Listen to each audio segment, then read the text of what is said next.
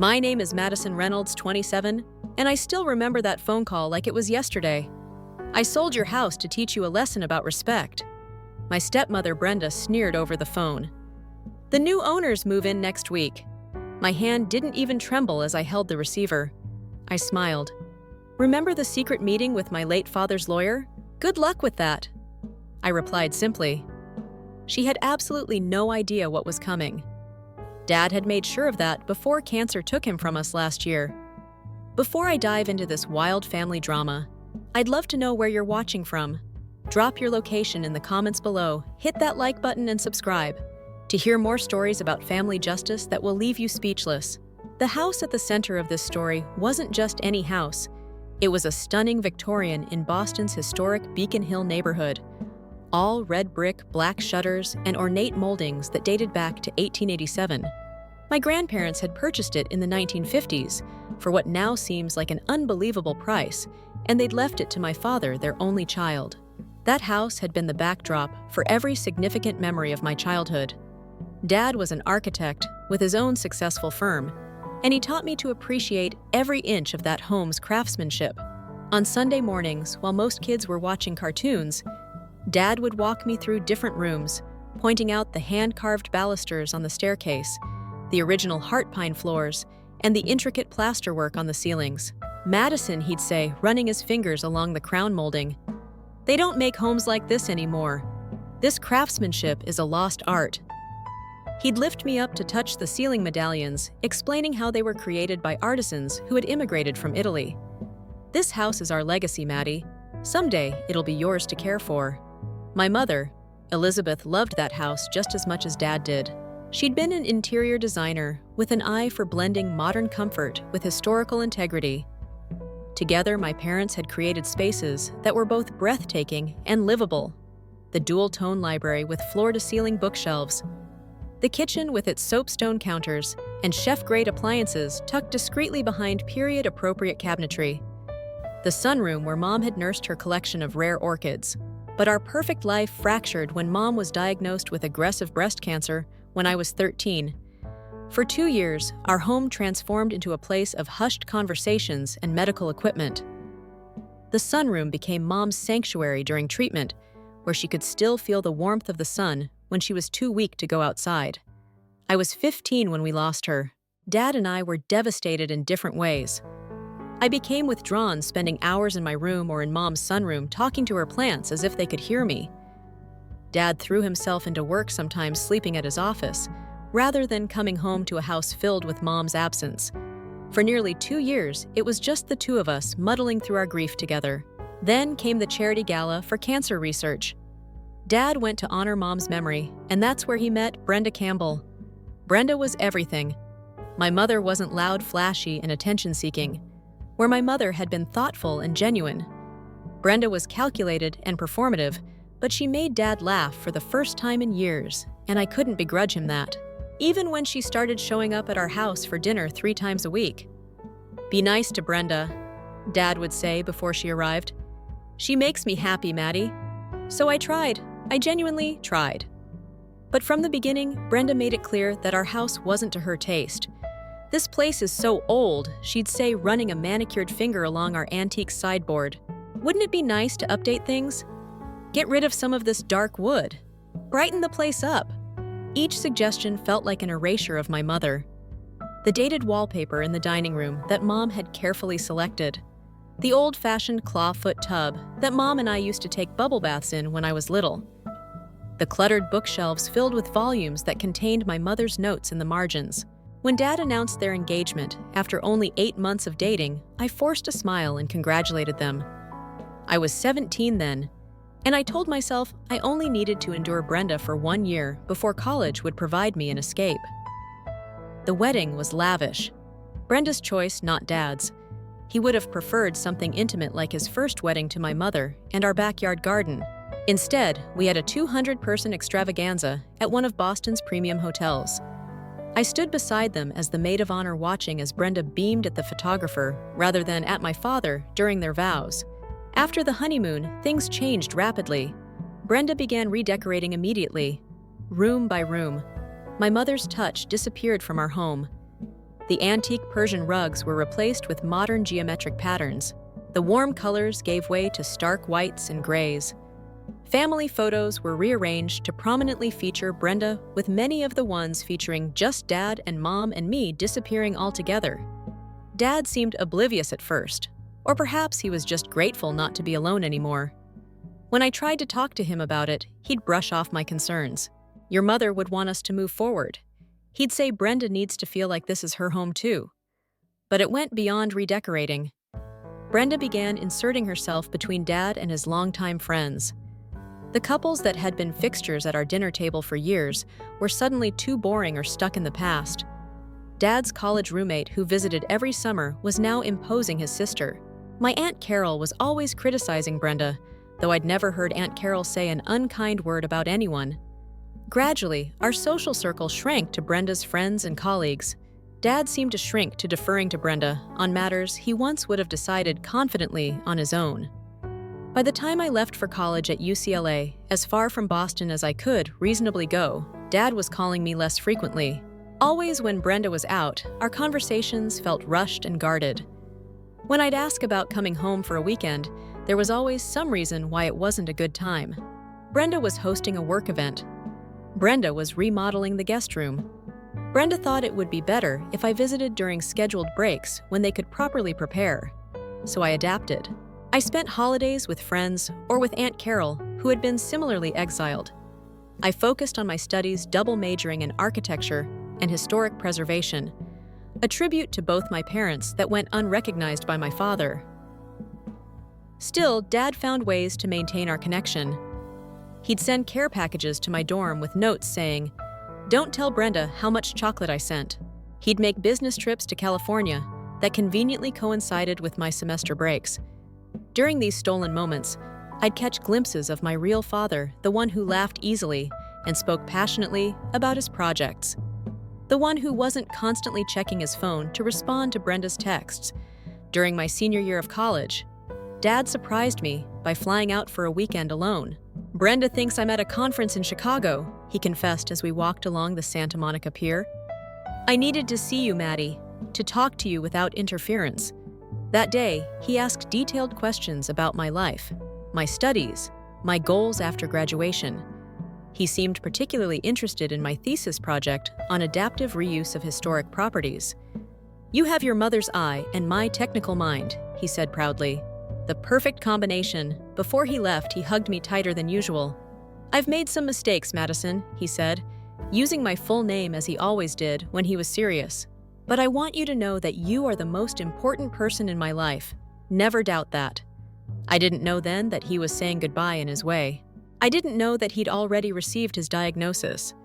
The call came on a Tuesday morning during my first year working at a historic preservation firm in San Francisco.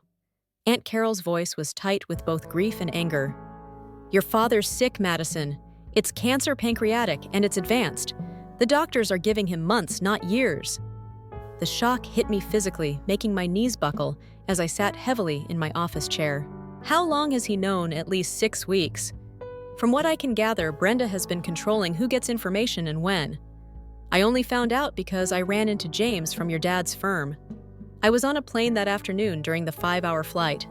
My mind raced through all the signs I might have missed. I had looked thinner when we video chatted last month.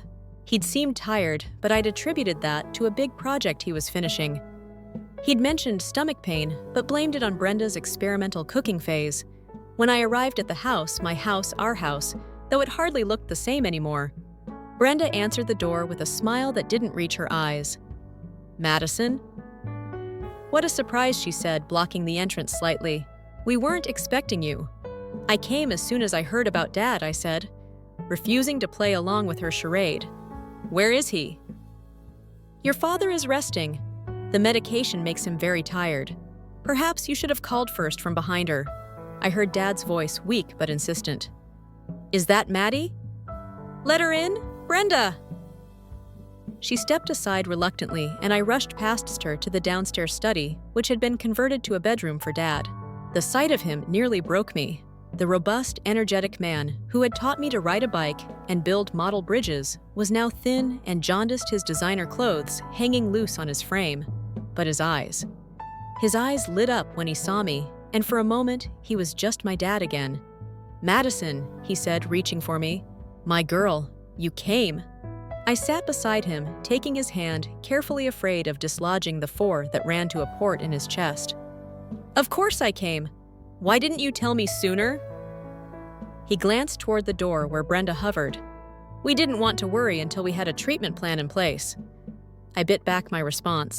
There was no we in this situation. I knew with absolute certainty that Brenda had kept this from me deliberately, likely hoping Dad would be too sick to see me. By the time I found out over the next few weeks, I took a leave of absence from my job and moved back into my old bedroom, which Brenda had thankfully not yet converted to the home gym she'd been planning. I coordinated with Dad's doctors, arranged for a home health nurse, and spent every possible moment with him. Brenda was visibly annoyed by my presence, but couldn't object without seeming heartless. Instead, she found subtle ways to assert her control, rescheduling nurse visits without telling me, accidentally discarding the soft foods I prepared for Dad, insisting on accompanying him to appointments where she would speak over both of us. But she couldn't be there all the time. She had her real estate business to run and social obligations she deemed too important to miss despite my father's condition. During these precious hours alone with Dad, we reconnected in a way we hadn't been able to in years. "I'm sorry, Maddie," he told me one afternoon as we looked through old family albums I'd rescued from the attic. "I let her come between us, between me and everyone who mattered." "It's okay, Dad," I said, though we both knew it wasn't. "No, it's not. I was weak. After your mother died, I was so lost. Brenda was decisive when I couldn't be strong, when I felt broken. But that strength, it became a wall. I see that now. On days when he felt stronger, Dad would ask me to help him to the sunroom, the one space Brenda hadn't completely redesigned. Perhaps because she rarely used it there, surrounded by the offspring of my mother's beloved plants that the housekeeper had quietly continued to tend.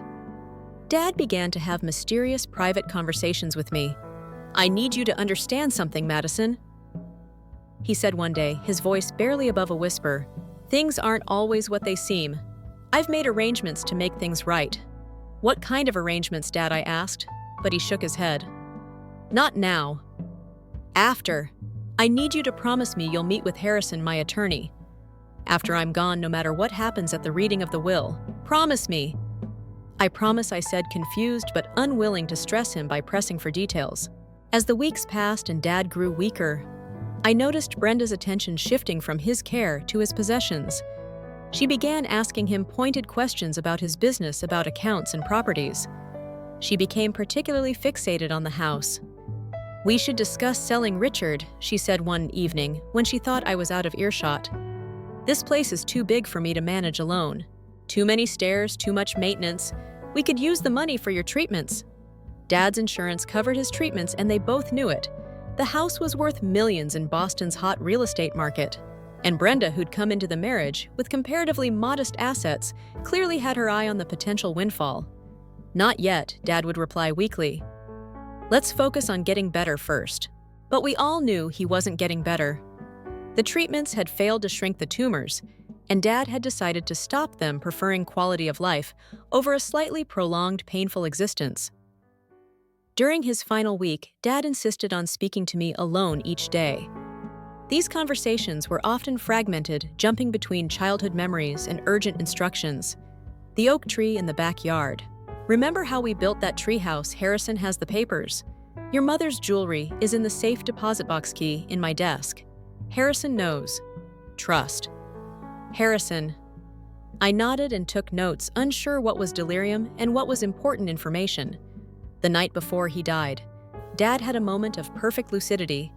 He gripped my hand with surprising strength and looked directly into my eyes. "Madison, I need you to forgive me, for Brenda, for the last years. But know this, I've always loved you more than anything in this world, and I've done everything I could to protect you. Remember that. When it seems like I didn't." I held his hand against my cheek, memorizing the feel of it. "There's nothing to forgive. Dad, I love you." He died peacefully the next morning, with me on one side of his bed and Brenda on the other. In that moment of profound loss, I thought perhaps grief might bridge the gap between Brenda and me, that we might find common ground in loving and missing the same man. I was wrong. While I sat shell-shocked beside my father's body, Brenda was already on the phone with the funeral director, planning a service that would reflect her tastes rather than Dad's wishes. The funeral was exactly as Brenda wanted it. Elaborate floral arrangements. Dad would have found excessive eulogies from her friends who barely knew him. A reception at an upscale hotel rather than the intimate gathering at home that Dad had specified in the notes I'd found in his desk. Throughout the service, Brenda played the part of the devastated widow, perfectly accepting condolences with a practiced balance of dignity and visible grief. Yet I noticed how quickly her expression changed when she thought no one was watching. The tears drying up instantly, the look of calculation returning to her eyes as she assessed the attendees, likely mentally cataloging who would be useful to her moving forward. I stood beside her in the receiving line, accepting hugs from Dad's colleagues and friends, many of whom I hadn't seen in years due to Brenda's systematic isolation of my father. Several whispered to me how glad they were that I had been there for Dad at the end, how much he had always talked about me with pride, even during the years Brenda had kept us apart. Aunt Carol stayed close to me throughout the day, a buffer between me and Brenda's performative grief. "Your father adored you," she reassured me repeatedly. "Never doubt that, no matter what happens next." I didn't understand what she meant by what happens next until 2 days later when we gathered at Mr. Harrison's office for the reading of The Well. Mr. Harrison's office was located in a historic brownstone in downtown Boston, the kind of dignified old building where generations of the city's legal and financial matters had been handled with discretion. The conference room where we gathered featured dark wood paneling leather chairs and a massive table that seemed designed to intimidate. I arrived early, wanting a moment to compose myself before facing Brenda again. Mr. Harrison, a tall man in his 60s, with silver hair and kind eyes behind wire-rimmed glasses, greeted me with unexpected warmth. "Madison," he said, shaking my hand with both of his. "It's good to finally meet you, though. I wish it were under better circumstances. Your father spoke of you often and with great pride." Before I could respond, the door opened and Brenda swept in. Dressed in an expensive black suit that screamed wealthy widow rather than grieving wife, she was accompanied by a sharp-featured man carrying a leather portfolio whom she introduced as my attorney, Mr. Daniels. The fact that she'd brought her own lawyer suggested she was expecting something contentious. I glanced at Aunt Carol, who had arrived just after me, and she raised an eyebrow slightly. "Shall we begin?" Mr. Harrison said once we were all seated. He opened a thick folder and cleared his throat. "This is the last will and testament of Richard James Reynolds, revised and signed 6 months ago with myself and 2 colleagues as witnesses, 6 months ago, just before Dad's diagnosis." If my timeline was correct, Mr. Harrison began with the standard legal preamble, then moved to the specific bequests, Dad's collection of architectural books to his firm, a generous donation to the Cancer Research Foundation established in my mother's name, his vintage car to his oldest friend from college. Then came the items that mattered most to my daughter, Madison Elizabeth Reynolds. I leave my personal effects, including photographs, my architectural drafting tools, and the family albums. I felt my stomach drop. Personal effects, that's all. Additionally to Madison, I leave a cash bequest of $50,000. $50,000 was generous under normal circumstances, but given my father's wealth and our family history, it felt like an afterthought. I could feel Brenda's smirk without even looking at her. The remainder of my estate, Mr. Harrison continued, including all real property, financial accounts, investments, and business interests. I leave to my wife, Brenda Campbell Reynolds. The words hit me like physical blows. The house, my childhood home, my grandparents' legacy, the place my father had promised would someday be mine to care for was now Brenda's, along with everything else that defined my father's life and work. How could he do this? After all his mysterious comments about making things right, after all his hints about arrangements and instructions to meet with Harrison, I must have made some small sound of distress, because Aunt Carol reached over and gripped my hand tightly. "Are there any questions?" Mr. Harrison asked, looking directly at me with an unread evil expression. Brenda's attorney spoke up. Everything seems quite straightforward. My client is satisfied with the terms. I bet she was in the space of 10 minutes. Brenda had gone from a moderately successful real estate agent to a multimillionaire with significant property holdings. "Madison!" Mr. Harrison prompted. Any questions I wanted to scream, to demand explanations, to ask how my father could have betrayed not just me, but the generations of Reynolds who had preserved our family home. Instead, I managed a stiff no. "No questions." "Very well," Mr. Harrison said. "There are papers to sign regarding the transfer of assets. Brenda, my assistant has those ready in the next room." "Madison, if you could stay behind for a moment, there are some details regarding your father's personal effects that we need to discuss." Brenda rose, triumphant. "Take all the time you need to discuss knickknacks," she said. "I have more pressing matters to attend to, like deciding what color to paint the living room. I'm thinking white to brighten up all that dreary woodwork." She swept out with her attorney, leaving me stunned and shaking with both grief and anger. As soon as the door closed behind them, Mr. Harrison's formal demeanor changed. He quickly crossed to a sideboard, poured a glass of water, and brought it to me. "Drink this," he instructed gently. "And then listen very carefully. All is not as it appears, Madison." I took the water automatically, my mind still reeling. "What do you mean she got everything? The house, the money, everything he worked for?" "Not exactly," he said. His voice lowered conspiratorially. He reached into an inner pocket of his suit jacket and withdrew a small envelope. "Your father asked me to give you this privately after the formal reading, and he asked me to tell you that you must meet me tomorrow at 10 a.m. at the Blackbird Cafe on Charles Street. Come alone. Tell no one." I took the envelope with trembling fingers. Inside was a note in my father's handwriting. "Madison, what you heard today is not the full story. Harrison will explain everything tomorrow. Trust him completely. Remember what I told you. Things aren't always what they seem. I've made arrangements. I love you more than anything, Dad." I looked up at Mr. Harrison, confused, hope beginning to replace my despair. "I don't understand. You will?" "He promised tomorrow. For now, play along. Let Brenda believe she's won. It's what your father wanted." As I drove away from the attorney's office, I glanced in my rearview mirror at the house that had been my home. The house I thought I'd never see again, except as a visitor at Brenda's mercy. I watched her go inside already on her phone, likely sharing the news of her windfall with friends later that evening. As I sat in Aunt Carol's guest room, trying to make sense of the day's events, I received a text from a high school friend who still lived in the neighborhood, just drove by her house. "There's a coming soon sign from Brenda's real estate company and the front yard. Is your dad selling?" My dad wasn't selling. My dad was gone, and Brenda wasn't wasting any time claiming her prize and turning it into cash. The Blackbird Cafe was a small, unassuming establishment tucked between a bookstore and a florist on Charles Street. It was the kind of place locals treasured, and tourists overlooked, with mismatched furniture and the best scones in Boston. Dad and I used to come here on Saturday mornings when I was in high school. I arrived 15 minutes early, too anxious to wait any longer. And Carol's. I chose a table in the back corner, positioned, so I could see both the entrance and the emergency exit. A habit from my years living in San Francisco.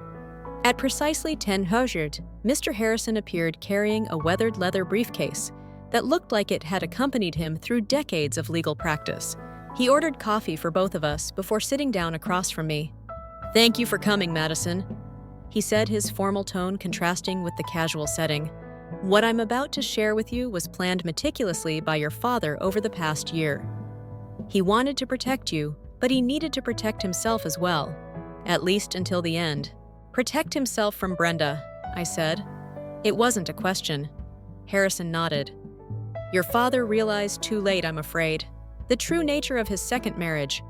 By the time he understood what Brenda was, he was already trapped in ways that made a simple divorce complicated." "What do you mean complicated? Dad had all the money, all the power in that relationship." Harrison smiled sadly. "Power isn't always about money, Madison. Brenda had gathered quite a collection of compromising information on your father. Business decisions that, taken out of context, could have been portrayed as unethical. Private struggles after your mother's death that could have damaged his reputation. Nothing illegal. Nothing truly wrong, but enough that a vindictive ex-wife could have destroyed the firm he built over 30 years. I thought about the changes in my father over the years of his marriage to Brenda. How he'd become more withdrawn, more cautious, less the bold and principled man I'd grown up admiring. So he stayed with her even though he knew she was toxic. He did. But about 18 months ago, he came to me with a plan. He suspected his health was declining, though he hadn't yet received the formal diagnosis. He wanted to ensure that Brenda would be provided for, as he had promised in their marriage vows, but he was determined that she would not be the one to inherit the Reynolds family home. Harrison opened his briefcase and removed a thick folder. Your father created an irrevocable trust 3 years before he married Brenda. At that time, he transferred ownership of the house to the trust with himself as the beneficiary during his lifetime, and you as the successor beneficiary upon his death. My mind was racing to keep up. But at the wheel, reading yesterday, the wheel dealt with assets in your father's name at the time of his death. The house was not among those assets, though. Brenda never realized this. Your father maintained the fiction that he owned the house, paying for all maintenance and taxes from his personal accounts. The trust arrangement was buried in legal documents that Brenda, despite her business acumen, never thought to investigate. He handed me the folder. These are copies of all the relevant documents. The house is yours, Madison. It has been legally speaking since the moment your father died. Brenda has been living there as an unwitting guest for the past week. I opened the folder with trembling hands. There it was in black and white. The Reynolds family trust with me named as trustee and beneficiary. Additional documents showed the transfer of the house to the trust dated 3 years before Dad and Brenda's wedding. But why the charade yesterday? Why let me believe even for a day that I'd lost everything? Harrison's expression turned grave. Your father knew Brenda would fight any direct request to you. He feared she might challenge the will, drag you through painful litigation, perhaps even damage the property out of spite, if she knew she couldn't have it. He wanted her to reveal her true intentions, which she's done rather spectacularly by immediately putting the house on the market. He reached into his briefcase again and withdrew a sealed envelope. Your father left this for you as well. He asked that I give it to you only after explaining the trust arrangement. The envelope contained a letter written in my father's distinctive architect's handwriting, precise block letters that had labeled so many blueprints over the years. My dearest Madison, if you're reading this, I'm gone. And Harrison has explained the trust arrangement to you. I hope you can forgive the deception. I couldn't bear the thought of Brenda destroying our family home or using it to manipulate you. After I was gone, I realized too late the mistake I made in marrying her. By the time I understood who she truly was, I was trapped by circumstances I won't burden you with. But I could not. I would not allow my mistake to rob you of your birthright. The trust arrangement was created before Brenda came into my life, and I kept it hidden from her throughout our marriage. The Reynolds house is yours now, as it always should have been. I know I've disappointed you in many ways these past years. I let Brenda come between us when I should have fought harder to keep you close. Please know that not a day went by when I didn't think of you, miss you, and feel pride in the remarkable woman you've become. What you do with the house now is entirely your decision. Keep it, sell it, renovate it. The choice is yours. But I wanted you to be the one to decide its fate, not Brenda. There is one more thing. In the master bedroom, behind the reproduction of Monet's water lilies that Brenda insisted on hanging. Ghastly thing, there is a small wall safe. The combination is your birthday. Inside, you'll find your mother's jewelry, which I managed to hide before Brenda could modernize those two, along with some family papers I thought you might want to preserve. I love you, Madison, more than you could ever know. I hope that in protecting this piece of our family history for you, I've begun to make amends for the years we lost all my love. Dad! Tears streamed down my face as I finished reading. Mr. Harrison discreetly passed me a handkerchief. What happens now? I asked when I could speak again. Now, Harrison said, with a small, satisfied smile. We wait for Brenda to attempt to sell property she doesn't own. I've already alerted the title company that will handle any closing. They're aware of the trust's existence, but have been instructed not to reveal anything until Brenda actually attempts to complete a sale. So, she's listing a house she doesn't own. I asked, beginning to understand the elegance of my father's plan. Exactly. She can show it, accept offers, even sign a purchase agreement. But when it comes time to transfer a title, she'll discover she has no legal right to do so. The house is yours, Madison. It has been all along. I sat back overwhelmed by this reversal of fortune. Dad knew her so well, knew exactly what she would do. Your father was a brilliant man. Harrison agreed, and he loved you very much. This was his final gift to you. Not just the house itself, but the satisfaction of seeing justice done. As we finished our coffee, Harrison provided me with the names of several excellent real estate attorneys who could help me navigate the coming confrontation with Brenda. We agreed that I would continue staying with Aunt Carol for the time being, allowing Brenda to proceed with her plans to sell the house, blissfully unaware of what awaited her. One last thing Harrison said as we prepared to leave. Your father wanted you to have this, regardless of what you decide to do with the house. He handed me a small velvet box. Inside was a key on an antique silver keychain engraved with the letter R, the original key to the front door. Harrison explained your great-grandfather had it made when the family first purchased the house. Your father thought you should be the one to hold it now. I closed my hand around the key, feeling its weight and history. Whatever happened next, this small piece of metal represented a connection to my family that Brenda could never sever. The next 3 months required more patience than I knew I possessed. On Harrison's advice, I maintained a low profile by staying with Aunt Carol and focusing on my work, which I was able to do remotely thanks to an understanding boss. Meanwhile, I kept tabs on Brenda's activities through a network of family friends and neighbors who had never warmed to her. Mrs. Peterson, who had lived next door for 40 years, called me weekly with updates. She's thrown out all your father's clothes. Mrs. Peterson reported one week. Had a crew come and just cart everything away. Such a waste. Those beautiful suits. Another time. She's painting everything white. Everything. Even the mahogany paneling in the library. It's a crime against architecture. But the call I'd been waiting for came on a Tuesday afternoon in early spring. There's a for sale sign in the yard, Mrs. Peterson said, and a lockbox on the door. She's listing it with her own company. Asking price is $4.5 million. The house was worth at least that in Boston's market, especially given its history and location. But Brenda wouldn't see a penny of it. I thanked Mrs. Peterson and immediately called Harrison, who confirmed that the listing had appeared in the multiple listing service that morning. Now we wait, he said. Let her find a buyer. Let her get all the way to closing. Then we'll address the matter of actual ownership. I followed the listing online, watching as Brenda hosted an open house that drew dozens of potential buyers. The virtual tour showed rooms I barely recognized. Sterile white boxes stripped of character and history. She removed built bookcases, covered original fireplaces with drywall, and replaced the hand-carved newel post on the main staircase with something sleek and modern. Each change felt like a personal assault. Exactly 2 weeks after listing the status changed to pending meaning, Brenda had accepted an offer. According to Harrison's sources at the title company, the buyers were a tech executive and his wife, relocating from Seattle, prepared to pay the full asking price in cash. That's when Brenda called me. I'd been expecting it.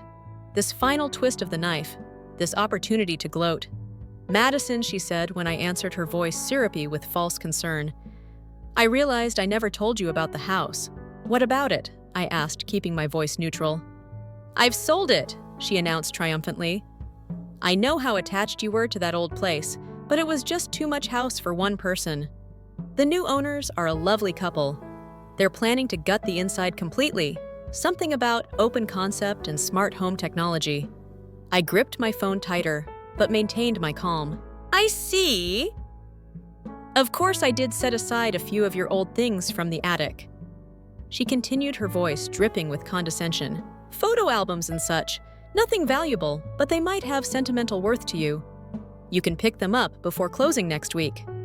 That's thoughtful of you, I managed. I thought so, she preened. Oh, and Madison, I wanted you to know I sold the house to teach you a lesson about respect. Maybe next time you'll think twice before trying to turn your father against me. My blood boiled at the accusation, as if I'd been the manipulative one in this scenario. The new owners move in next week. She continued, clearly enjoying herself. So if you want to say goodbye to the place, you should do it soon. Though honestly, you might not recognize it anymore. That's when I allowed myself a small smile, thinking of the documents safely stored in Harrison's office, and the key I now wore on a chain around my neck. "Good luck with that," I replied simply. "What's that supposed to mean?" she demanded, her tone shifting from smug to suspicious. "Nothing, I said. I'm sure everything will work out exactly as it should. Goodbye, Brenda." I hung up and immediately called Harrison to let him know that closing was scheduled for the following week. He promised to have our legal team ready. "Should I be there?" I asked. "Absolutely," he said. "After all, you're the only one who can actually transfer ownership of the property." The week passed in a blur of preparation. Harrison arranged for a court reporter to be present to document the proceedings. We alerted the title company's legal department, who prepared the necessary paperwork to clarify the true ownership. I even had a locksmith make a new set of keys for the front door. The original would remain around my neck. I might need spares depending on what I decided to do with the house. The morning of the closing, I dressed carefully in a tailored navy suit that projected both professionalism and authority, and Carol drove me to the title company's office, squeezing my hand before I got out of the car. "Richard would be so proud of you," she said. "Go get your house back." I met Harrison in the lobby, and together we waited until everyone else had arrived before making our entrance through the glass doors of the conference room. I could see Brenda holding court, laughing with the real estate agents and the buyers, a professional-looking couple in their 40s. Papers were spread across the large table pens at the ready. Harrison and I exchanged a glance, and he nodded. It was time when we walked in. Brenda's smile froze on her face.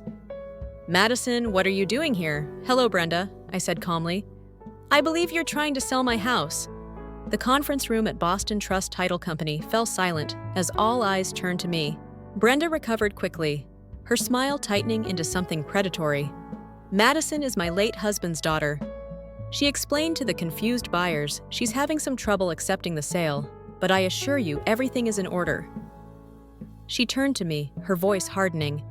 "This is highly inappropriate. If you wanted to say goodbye to the house, you should have done it earlier." The male buyer, who introduced himself as Jonathan Kelly, looked uncomfortable. "Perhaps we should give you a moment to sort this out." "That won't be necessary," Harrison interjected smoothly, placing his briefcase on the table. "I'm Edward Harrison, attorney for Madison Reynolds, and I'm afraid Mrs. Reynolds is correct. You are indeed attempting to sell property that doesn't belong to you." "Miss Campbell, it's Mrs. Reynolds," Brenda snapped. "And the house absolutely belongs to me. Richard left everything to me in his will. We all heard it. Read the title company representative." A woman named Miss Patel, who had been quietly observing, spoke up. "We have a copy of Mr. Reynolds' will on file, which does indeed leave his estate to his wife, Brenda Campbell Reynolds. The will addresses assets that were in Richard Reynolds' name at the time of his death." Harrison explained, opening his briefcase and withdrawing a folder. However, the property at 47 Beacon Hill Avenue was not among those assets. He handed a document to Miss E. Patel. "This is the deed transferring ownership of the property to the Reynolds Family Trust, dated May 15, 2016, 3 years before Mr. Reynolds married his second wife, Miss Patel."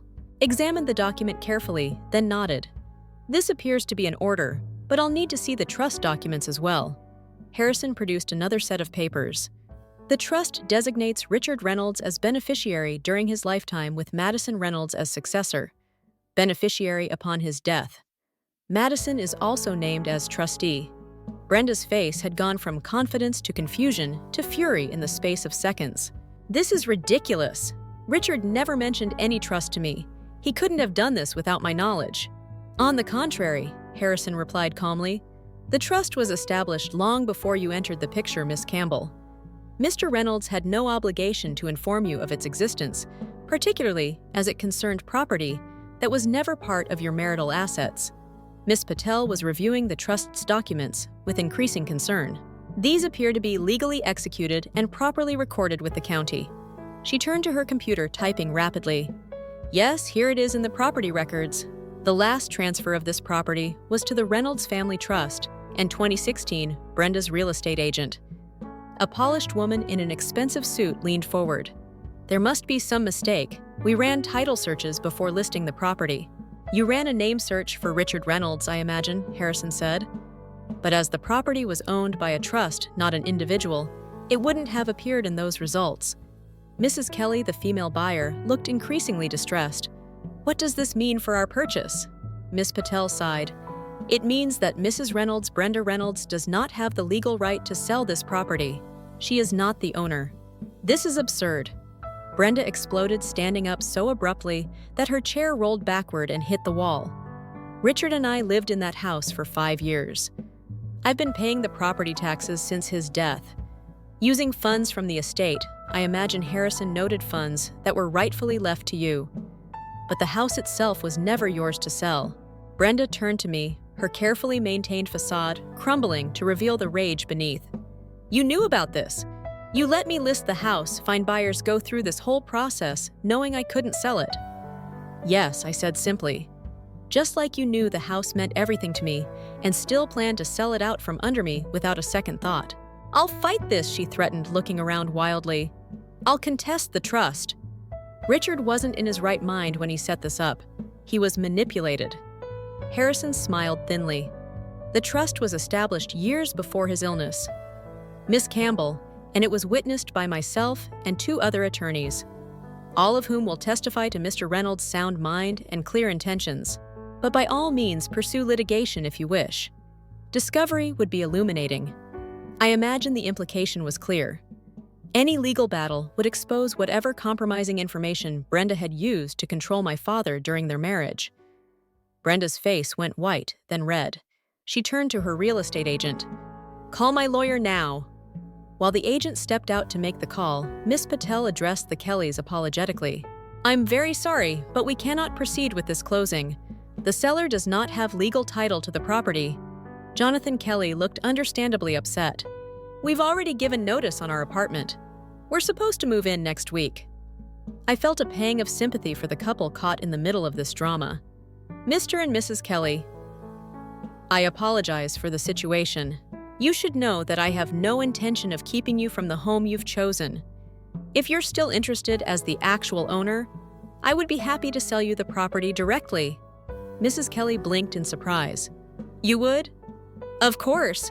We can discuss terms that would be fair to everyone, except perhaps Miss Campbell's commission. I added, unable to resist the small dig. Brenda's lawyer arrived within 20 minutes, a different attorney than the one who had accompanied her to the wall. Reading this one was older, with the harried look of someone called away from important work for an emergency. After reviewing the documents, he pulled Brenda aside for a whispered conference in the corner. I couldn't hear the specific words, but the increasingly desperate tone of Brenda's responses told me all I needed to know. Her lawyer was confirming what Harrison had said. She had no legal claim to the house. When they returned to the table, Brenda's lawyer addressed the room. My client needs time to review her options. We request that all parties suspend any further action regarding this property until we've had a chance to examine these documents more thoroughly. Of course, Harrison agreed smoothly. However, I should note that as of this moment, Miss Campbell is residing in a property owned by Madison Reynolds without permission, and unless Reynolds would be within her rights to demand immediate vacancy. It was a power move, and we all knew it. Legally, I could have Brenda removed from the house immediately. Brenda's lawyer cleared his throat. We would request a reasonable accommodation to allow my client time to relocate. I thought of all the times Brenda had been unreasonable with me, blocking my visits to see my dying father, disposing of family heirlooms without asking, attempting to sell my childhood home out of spite. I could have been equally vindictive now that the power had shifted. Instead, I said 2 weeks. She can have 2 weeks to pack her things and find new accommodations. But I'll need access to the house starting tomorrow to assess what renovations will be needed before the Kellys can move in. Unless Patel, apparently relieved that we were moving toward resolution rather than litigation, quickly drew up temporary agreements for everyone to sign acknowledging the true ownership of the property, setting a timetable for Brenda's departure, and establishing preliminary terms for my direct sale to the Kellys. Throughout this process, Brenda sat rigid with fury, signing the papers with such force that she tore through one of them. When the final document was completed, she stood up and addressed me directly. You think you've won, don't you? You have no idea what your father was really like. The things he did, the secrets he kept. He wasn't the saint you think he was." "I never thought he was a saint," I replied calmly. "He was human. He made mistakes, marrying you being chief among them. But he was a good man who loved his family and tried to protect what mattered." "This isn't over," she hissed, gathering her designer purse and coat. "Actually, Brenda, it is," I said, standing to face her. "The house is mine, your game is finished, and in 2 weeks, you'll be nothing but an unpleasant memory in our family history." She stormed out, her real estate agent hurrying after her with apologies streaming from her lips. The Kellys remained looking shell-shocked by the drama they'd witnessed. "Does this sort of thing happen often in Boston real estate?" Jonathan asked weakly. Harrison chuckled. "Only when exceptionally devious people meet. Exceptionally good planning." We spent the next hour discussing the terms of sale with the Kellys, who were surprisingly understanding once they realized they could still purchase the house they'd fallen in love with, and at a slightly lower price.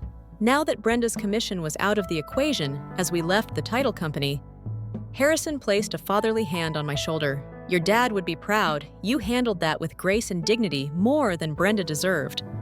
"Truthfully, I didn't do it for her," I said, fingering the key that still hung around my neck. "I did it for Dad and for myself. Some battles aren't worth fighting, not when you've already won the war." The next day, armed with my original key and the legal documents confirming my ownership, I returned to the house that had been my home for the first 18 years of my life. Brenda's car was gone. Presumably, she was out searching for a new place to live or consulting with her lawyer about non-existent loopholes. I stood on the front steps for a long moment, tracing the familiar pattern of the leaded glass in the door's window. Then I inserted the key that had been in my family for generations, turned it in the lock, and stepped inside to reclaim my birthright. 2 weeks after the showdown at the title company, I stood in the empty foyer of my family home, listening to the echo of the front door closing behind Brenda for the final time. She had departed with as much drama as she lived, hiring an excessive number of movers, making pointed comments about items. She was generous, leaving behind, and finally delivering a sealed envelope that she claimed contained the truth about your father. I had accepted the envelope politely, waited until she was gone, and then promptly dropped it unopened into the fireplace in the library, one of the few original features she hadn't managed to destroy during her redecorating frenzy. Whatever truth Brenda thought would hurt me didn't matter anymore. I had my own truth confirmed by Dad's actions and his final letter. The house felt simultaneously familiar and foreign. The bones were the same: the grand staircase, the high ceilings, the distinctive crown moldings that had survived Brenda's modernization efforts.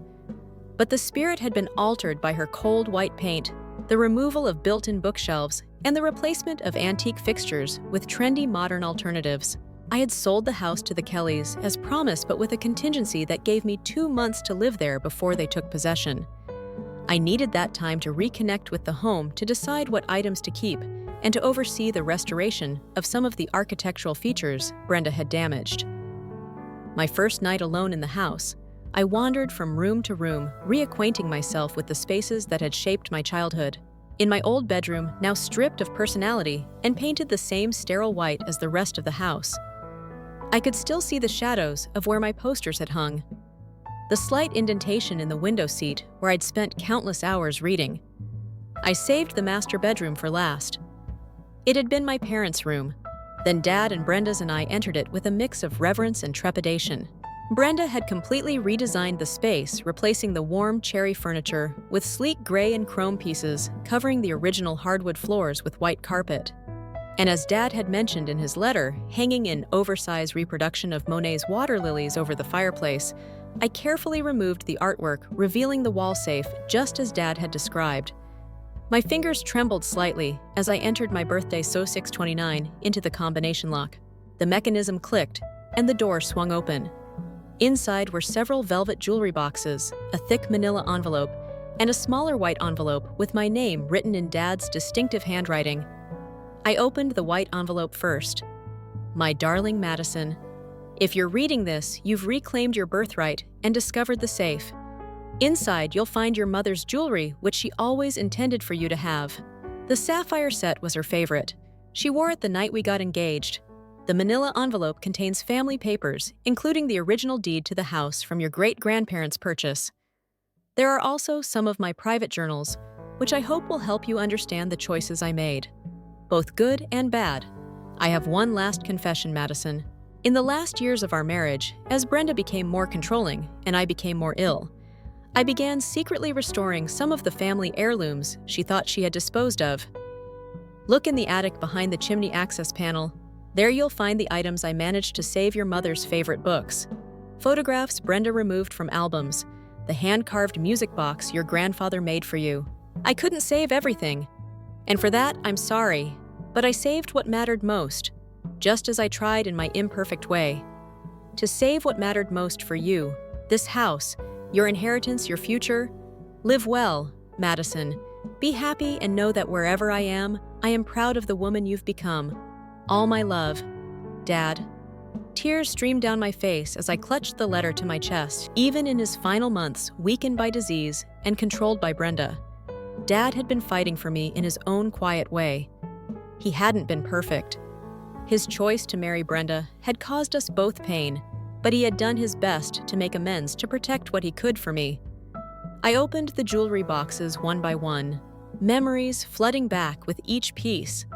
Mom's pearl earrings that she wore to every Christmas Eve service.